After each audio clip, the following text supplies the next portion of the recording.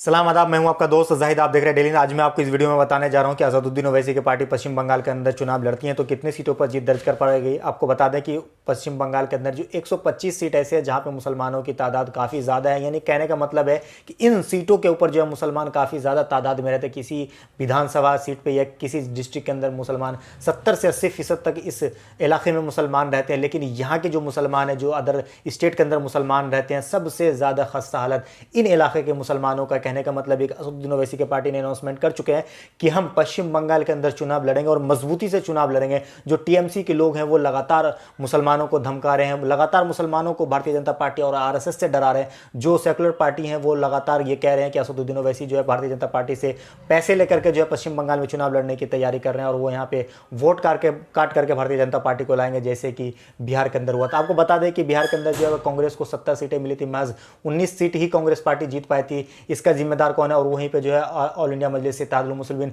महज 20 सीटों पर चुनाव लड़के 5 सीट जीत गई। उसी पार्टी के जो है यहाँ पे भारतीय जनता पार्टी का जो एजेंट कहा जाता है। आपको मालूम है कि कांग्रेस के जो लोग हैं वो लगातार जो असदुद्दीन ओवैसी के ऊपर टारगेट करते रहे। तो चलिए मैं आपको इस वीडियो में बताने जा रहा हूँ कि अगर असदुद्दीन ओवैसी की पार्टी पश्चिम बंगाल के अंदर चुनाव लड़ती है तो कितनी सीटों पर जीत दर्ज कर पाएगी। आपको बता दें कि पश्चिम बंगाल के अंदर जो विधानसभा है वहां पे मुसलमानों की काफी अच्छी तादाद है। जो पश्चिम बंगाल का जो जिला है वहां पे मुसलमानों काफी तादाद में रहते हैं, जैसे कि आपका दिनारपुर हो गया, मुर्शिदाबाद हो गया। तो चलिए इसी के बारे में बताने जा रहे हैं कि कौन से विधानसभा के अंदर कितने सीट पड़ते हैं, कौन से विधानसभा में कितने परसेंटेज मुसलमान रहते हैं। आपको बता दें कि मुर्शिदाबाद में जो है तकरीबन 70-80% मुसलमान रहते हैं और यहाँ पे 22 सीट है जहाँ पे मुसलमानों की काफ़ी अच्छी खासी तादाद है।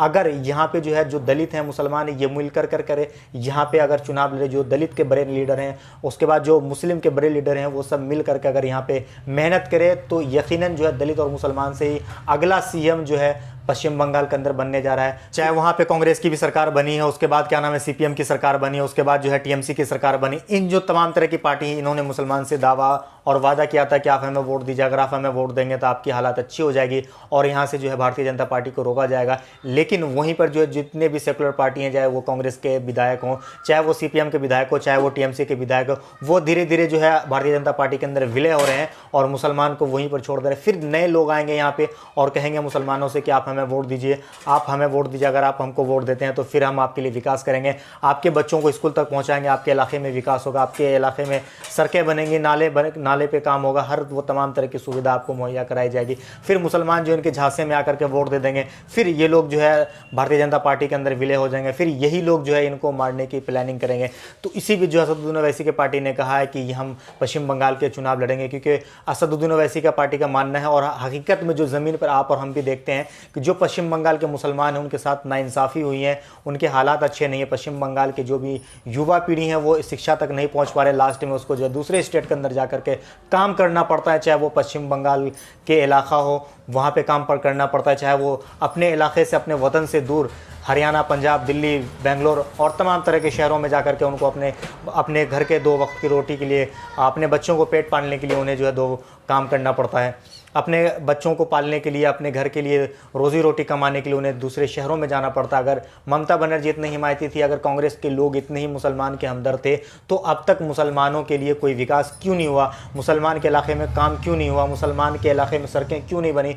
मुसलमान के बच्चे स्कूल तक क्यों नहीं पहुँचे? उन्हें क्यों आज फैक्ट्रियों में काम करना पड़ता है? इसका जिम्मेदार कौन है? असदुद्दीन ओवैसी की पार्टी कह रहे हैं कि अगर हम यहाँ से चुनाव लड़ेंगे तो यहाँ की जो स्थिति अच्छी हो जाएगी। जैसे कि हैदराबाद के मुसलमान हैं, जैसे कि केरला के मुसलमान आज अपने शान शौकत से ज़िंदगी जी रहे हैं, उनको जो है घुट घुट करके ज़िंदगी जीना न पड़े, इसलिए असदुद्दीन ओवैसी की पार्टी जो अनाउंसमेंट कर दी है कि हम पश्चिम बंगाल का चुनाव लड़ेंगे। तो चलिए हम आपको वीडियो में बताने जा रहे हैं कि असदुद्दीन ओवैसी की पार्टी कितनी सीटों पर जो है पश्चिम बंगाल के अंदर चुनाव जीत पाएगी और अगर असदुद्दीन ओवैसी की पार्टी यहाँ से चुनाव लड़ती है तो कितने परसेंटेज यहाँ पे मुसलमान रहते हैं, वो मैं आपको इस वीडियो में बताने जा रहा हूँ। तो वीडियो को आप शुरू से लास्ट तक देखिए। अगर आपने चैनल को सब्सक्राइब नहीं किया तो प्लीज़ चैनल को सब्सक्राइब करके सपोर्ट कीजिए। अगर आप सपोर्ट करेंगे तो ही मैं आपके लिए आवाज़ उठाता रहूँगा, तो आप चैनल को सब्सक्राइब कीजिए। वीडियो अगर आप देख रहे हैं तो लाइक करके वीडियो को आगे बात कीजिए। चलिए हम आपको बताने जा रहे हैं वो कौन सा इलाका है, वो कौन सा विधानसभा है जहाँ पर मुसलमानों की तादाद 80 से 90% है, लेकिन यहाँ पर जो ये तमाम तरह की जो सेकुलर पार्टी हैं वो यहाँ के मुसलमानों से वोट लेकर के इनके हालात पर छोड़ देते हैं। तो चलिए हम आपको बताने जा रहे हैं।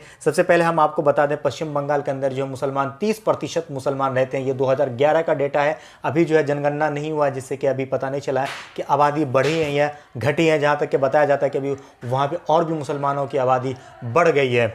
उसके बाद आपको बता दें कि पश्चिम बंगाल के अंदर जो 294 सीट है, जिसमें से 125 ऐसे सीट है जहाँ पे मुसलमानों की पकड़ काफ़ी ज़्यादा है। कहने का मतलब है कि इस इलाके में, यानी इस विधानसभा, इस जिले के अंदर जो है मुसलमान काफ़ी तादाद में रहते हैं। जैसे कि मुर्शिदाबाद की अगर हम बात कर ले तो मुर्शिदाबाद के अंदर जो है तकरीबन 70% मुसलमान मुर्शिदाबाद के अंदर रहते हैं। तो चलिए हम आपको बताने जा रहे हैं कि 125 सीटों पर जो है मुसलमानों की काफ़ी अच्छी पकड़ है।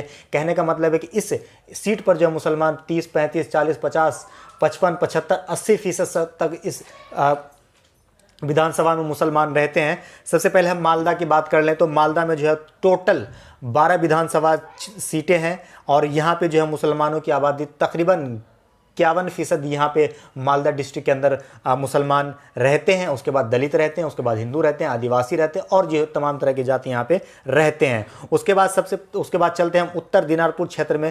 तो यहाँ पे जो है मुसलमानों की तादाद तकरीबन 50% इस इलाके में मुसलमान रहते हैं। और यहाँ पे जो है आपका दिनाजपुर में टोटल 9 विधानसभा सीट इस दिनाजपुर के अंदर पड़ता है, जहाँ पे जो तमाम तरह की जो सेकुलर पार्टी है वो मुसलमानों को झांसे में लेकर के वोट लेकर विधायक मंत्री बन जाते हैं, फिर वो उसी मुसलमान की बर्बादी के लिए जो है अपना काम करते हैं।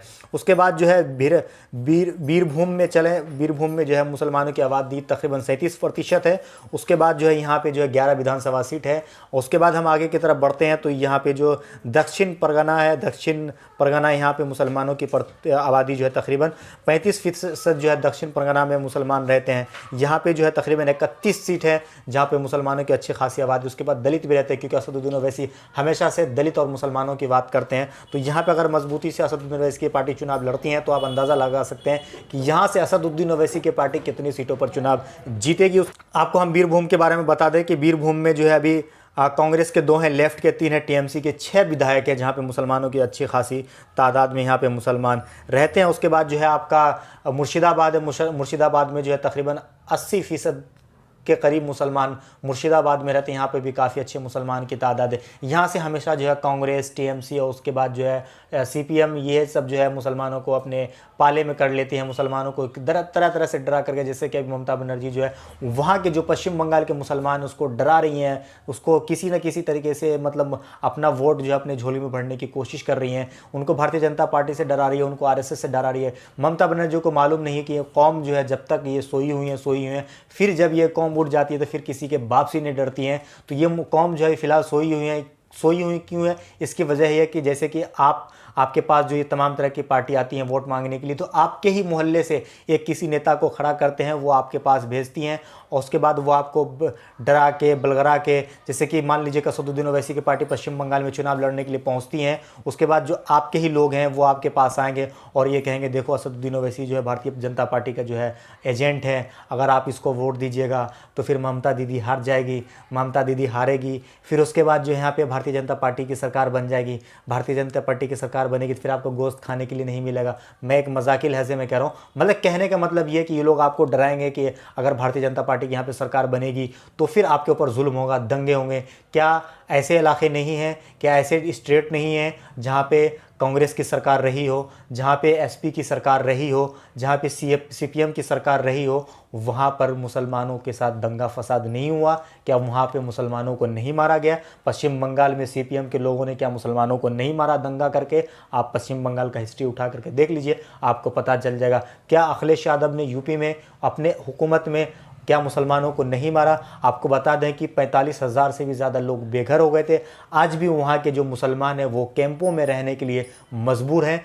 तो ये जो है तमाम तरह के जो पार्टी हैं वो आपको इसी तरीके से झुटला उठला करके आपसे वोट ले लेती हैं। आखिरी में मैं आपको बताने जा रहा हूँ कि मुर्शिदाबाद के अंदर जो है तकरीबन 70-80% मुसलमान मुर्शिदाबाद के अंदर रहते हैं। तो यहाँ पे जो है यहाँ पे टोटल 22 विधानसभा सीट पड़ता है मुर्शिदाबाद के अंदर। आपको बता दें कि मुर्शिदाबाद एक ऐसा इलाका है जहाँ पे मुसलमानों का काफ़ी अच्छा पकड़ है, लेकिन यहाँ के मुसलमान सबसे पीछे, पूरे हिंदुस्तान के जितने भी स्टेट में मुसलमान रहते हैं सबसे ज़्यादा अगर पिछड़ा हुआ है तो वो यहीं के मुसलमान हैं। चंद लोग ही के पास पैसा है, चंद लोगों के पास रोज़गार है, बाकी के यहाँ के जो लोग हैं वो दूसरे शहरों में जा कर के अपना रोज़ी रोटी कमाते हैं। इसका जिम्मेदार कौन है? क्या इसकी जिम्मेदारी राहुल गांधी लेंगे? क्या इसकी जिम्मेदारी टीएमसी के ममता बनर्जी लेंगी? क्या सीपीएम के इसकी जिम्मेदारी लेंगे? क्या जो तमाम तरह की जो सेकुलर पार्टी हैं वो लेंगे? नहीं लेंगे, क्योंकि ये लोग जो है मुसलमान से वोट लेते हैं, फिर इनको अपनी हालात पे छोड़ देते हैं। कहने का मतलब ये है कि जो मैंने आपको ये बताया, ये आपको कैसा लगा कमेंट करके हमें ज़रूर बताइएगा। वीडियो अगर आपको अच्छी लगी हो तो इसे लाइक और शेयर ज़रूर कीजिएगा। जय हिंद, जय भारत, अपना ख्याल रखिए, हंसते रहिए, मुस्कुराते रहिए। अल्लाह हाफिज़, अस्सलाम वालेकुम।